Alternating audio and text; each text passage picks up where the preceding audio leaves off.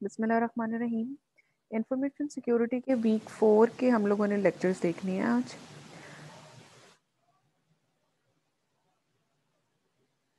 Last lecture के अंदर हम लोगों ने देखा था ब्लॉक साइफर को, स्ट्रीम साइफर को।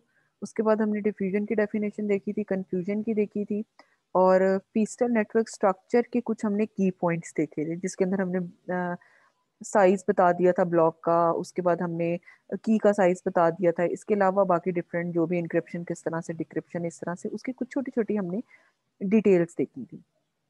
आज हम लोग क्या करेंगे, हम उसी पीस्टल स्ट्रक्चर को डिटेल में देखेंगे कि ये स्ट्रक्चर हमने किस तरीके से बनाना होता है, इसके अंदर किस तरह से आते हैं, और उसकी पिक्चर किस तरह से होती है, यानी कि हमने डायग्राम या लेआउट हमने किस तरह से बनाना है। ये सारी चीजें हम आज के कंटेंट के अंदर देखेंगे। Feastal cipher structure, the input to the encryption algo are a plain text of length 2W bits and a key K. Plain text हमारे पास होगा, उसको हमने क्या करना है, 2W बिट्स का मतलब ये है कि हमने इसको 2 हाफ्स के अंदर डिवाइड कर देना है, और हमारे पास एक सिंगल की होगी in the beginning. Plain text block is divided into 2 halves L0 and R0। अब ये 2W जैसे बिट्स मैंने आपसे कहा, तो इसका मतलब ये था कि हमारे पास जितनी टोटल लेंथ है प्लेन टेक्स्ट की, जितने नंबर ऑफ बिट्स उसके अंदर है, उनको हमने इक्वली क्या कर देना है, दो पोर्शन में डिवाइड कर देना है प्लेन टेक्स्ट को। आधे बिट्स लेफ्ट साइड पे चले जाएंगे, और बाकी जो रेस्ट ऑफ द बिट्स हैं वो हमारे राइट साइड पे चले जाएंगे। तो जो लेफ्ट हाफ था उसको हम L0 या L0 से रिप्रेजेंट करते हैं, और जो राइट हाफ होगा हमारा, उसको R0 या R0 से हमने उसको रिप्रेजेंट करना है। The two halves of the data pass through n rounds of processing and then combine to produce the ciphertext block. अब हमारे पास ये जो डिफरेंट हाफ्स थे, लेफ्ट हैंड साइड थी और राइट हैंड साइड थी, हमने इनको क्या करना है, इन दोनों हाफ्स को मल्टीपल राउंड से गुजारना है। और जब हमने राउंड्स की डिस्क्रिप्शन लास्ट लेक्चर में देखी थी, हमने कहा था कि हम 16 राउंड्स तक मूव करवाते हैं इस पूरे प्रोसीजर को। और लास्ट में क्या होता है कि ये जो सेग्रीगेशन की थी, और after moving through multiple rounds हम क्या करते हैं, हमारे पास जो भी डेटा गैदर हुआ होता है उसको हम अगेन कंबाइन करते हैं। और अब हमारे पास जो कंबाइन होने के बाद डेटा आया है वो किस फॉर्म में है, साइफर टेक्स्ट की फॉर्म में होगा, या साइफर टेक्स्ट ब्लॉक की फॉर्म में होगा। नेक्स्ट पॉइंट है, each round I has an input L with base I-1 and R I-1 derived from previous round. अब वो कहते हैं कि आई राउंड्स होंगे, मल्टीपल राउंड्स होंगे, यानी कि करंट राउंड जो भी होगा हमारे पास, वहां पे इनपुट हमने कहाँ से लेनी है, करंटली आप जिस राउंड पे मौजूद हैं उससे पिछले वाले राउंड से। For example, currently if we are at round 4, तो Li-1 हम करेंगे तो इसका मतलब है L3 बनता है और R3 बनता है, यानी कि हम थर्ड राउंड से उसके जो रिटर्न्स आए थे, यानी कि उसकी जो लास्ट फाइनल वैल्यूज आई थी, उनको हमने क्या करना है, एज एन इनपुट लेना है अपने फोर्थ राउंड के लिए। अगला पार्ट में वो कहता है, एज वेल एज अ सब की के आई डिराइव्ड फ्रॉम ओवरऑल की। यहाँ पर हर राउंड के लिए आपने इस चीज को याद रखना है कि फीस्टल साइफर के अंदर हर राउंड के लिए एक सेपरेट नई की जनरेट होती है, और वो की अपनी पिछली वाली की में से ही डिराइव हुई भी होती है, यानी कि उसी में से जनरेट हुई होती है।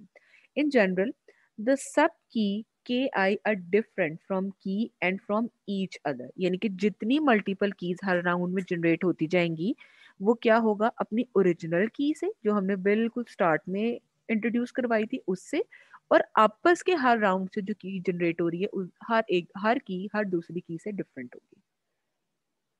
All rounds have the same structure. सब राउंड्स का सेम मेथड है, सेम स्ट्रक्चर है, जिस तरीके से इनपुट आनी है, किस तरह से प्रोसेस होना है, और किस तरह से एंड रिजल्ट या आउटपुट आनी है।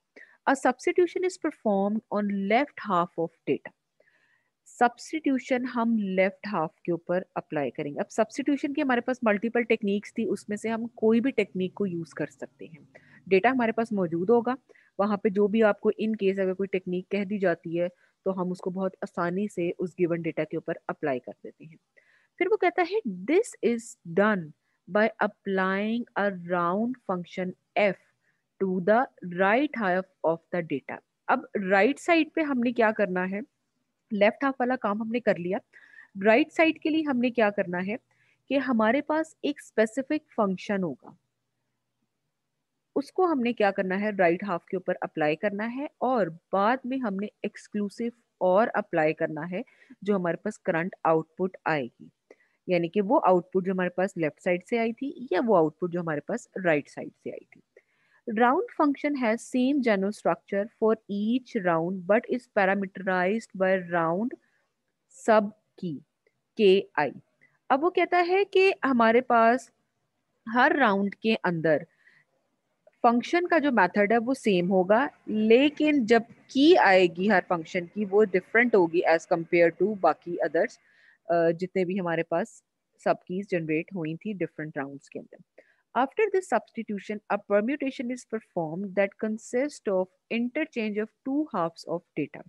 अगेन क्या करना है, जब सब्सटीट्यूशन हमने अप्लाई कर ली, लेफ्ट हाफ के ऊपर हमने अलग से कर दी, राइट हाफ के ऊपर हमने अलग से कर दी, एक्सक्लूसिव और हमने ले लिया, फंक्शन हमने ऊपर उसके ऊपर राउंड फंक्शन अप्लाई कर दिया। बाद में हमने क्या करना है, सब्स्टिट्यूशन का मेथड जब कंप्लीट हो जाएगा उसके बाद हमने उसके ऊपर परम्यूटेशन अप्लाई करनी है। परम्यूटेशन के अंदर क्या था कि हम सिर्फ क्या करते हैं, हमारे पास जो वैल्यूज गिवन होती हैं उनका ऑर्डर चेंज कर देते हैं, रो को कॉलम, कॉलम को रो, ट्रांसपोज लेना, और ये सब काम हम कर रहे होते हैं। सब्स्टिट्यूशन परम्यूटेशन नेटवर्क, नीचे उन्होंने 2 लाइंस के अंदर सिर्फ डिस्क्रिप्शन बताई दी है कि हमने किस तरीके से अप्लाई करना होता है। उन्होंने कहा LE16। LE16 का मतलब ये है कि आपके पास इस वक्त left hand encryption with base 16, यानी कि 16 राउंड की वो आपको बता रहे हैं लास्ट राउंड की, is equal to right hand of encryption 15। आपने क्या करना है, आगे जब आपको डायग्राम नजर आएगी तो आपको वहां पे क्लियर हो जाएगा कि राइट साइड की जो वैल्यू है पिछले राउंड की वो क्रॉस होके नेक्स्ट राउंड के अंदर लेफ्ट साइड की वैल्यू या लेफ्ट साइड की इनपुट बन जाएगी। और इसी तरह से नेक्स्ट में वो कहता है R E with base 16 is equal to LE15। क्योंकि हमने क्रॉस की बात की थी तो पिछले राउंड के जो लेफ्ट साइड की वैल्यू थी या आउटपुट थी वो हमारे पास राइट साइड की 16 राउंड की या नेक्स्ट राउंड की इनपुट बन जाएगी, प्लस साथ हमने क्या करना है वहां पे अपना राउंड फंक्शन भी यूज करना है। और राउंड फंक्शन के अंदर हम क्या करेंगे, पिछले राइट हैंड साइड की आउटपुट और जो हमारे पास लेटेस्ट की जनरेट हुई थी फॉर राउंड 16, इन दोनों को हमने उसके ऊपर फंक्शन को अप्लाई कर देना है। ये आप डायग्राम देखो, सबसे ऊपर आपको नजर आ रहा होगा ब्लॉक के ऊपर लिखा है प्लेन टेक्स्ट।